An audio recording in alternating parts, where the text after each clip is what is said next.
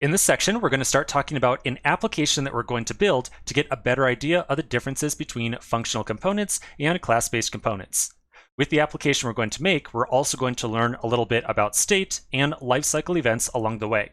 These are all some very key, important concepts in the world of React, so we're going to spend a decent amount of time to make sure that you understand all of them. Okay, so here's the app we're going to build. I'm going to tell you right from the get-go, this is a silly application. It is silly. It doesn't really have a huge purpose to it, but nonetheless, it's going to be a simple application that's going to make it very easy for you to understand exactly how class-based components work and how state works and lifecycle methods work.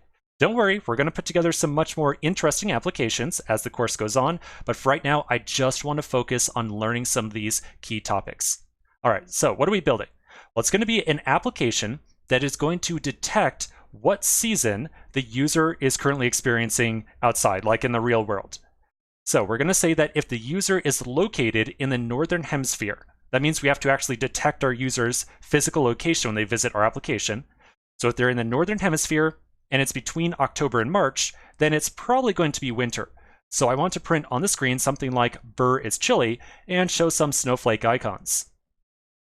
If the user is in the southern hemisphere, so they are visiting our application from any location on the Earth in the southern hemisphere, and the month is between March and October, that means it's winter for them, people on the southern hemisphere, and so I also want to show "Burr is chilly."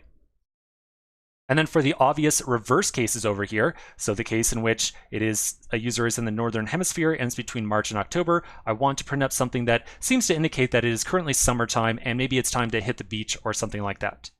So essentially, we're just detecting what season it is based on the user's location and the current time, or what month it is. And we're going to print some different content on the screen based upon that. Like I said, it seems like a silly application, but there's going to be a ton of hidden challenges inside of here that are going to require us to get a much better understanding of how React works. So with that in mind, I'm going to quickly highlight some of the big challenges as it appears right now with this application. There are going to be more challenges that we're going to run into, besides the ones that I'm listing right here, but I just want you to start thinking about what we're going to have to try to solve as we build this application.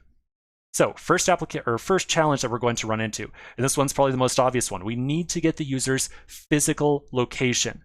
So somehow in the browser, we need to detect what the user's physical location is. Now, this is going to be a little bit easier than it seems at first glance, but nonetheless, there will be a challenge or two. I'll show you exactly how to do this as we start the application. Then the next thing that we need to do is somehow determine the current month. Now that's going to be definitely a little bit easier. JavaScript has some very easy to use APIs for determining the current date and time, and also getting the month number, or what month it is, essentially. And then finally, and this one probably seems a little bit obvious, we need to change text and some styling on the screen based on the location and the month combined together. So that's pretty much it. That's what we're going to try to put together, and that's some of the big challenges that I want you to think about right now. All right, so last thing I want to do very quickly is to generate a new application. So I'm going to flip on over to my terminal, where I have my application still running from the last application we built. I'm going to stop this thing by hitting Control-C, and then I'm going to go up one directory back into my workspace folder of sorts. And then once I'm back here, I'm going to generate a new application with create React app, and then I'm going to call this one seasons, like so. Okay, so that's going to start the process of generating a new application. So let's take a quick pause right here, and we'll continue in the next video.